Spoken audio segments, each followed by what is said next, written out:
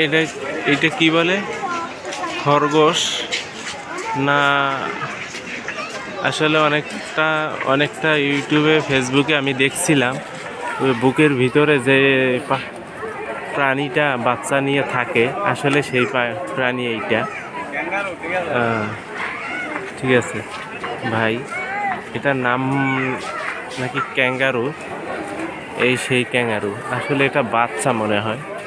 আমি ঘুরে আরে দেখানোর চেষ্টা করতেছি। ওই যে আরো শুয়ে আছে দেখা যাইতেছে, এটা নাকি ক্যাঙ্গারু। আসলে অনেকগুলো রাখার উচিত ছিল, কোম্পানি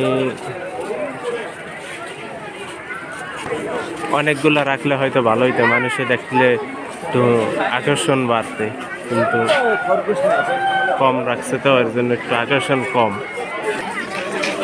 হাজার হাজার দর্শক আসছে এখানে দেখার জন্য।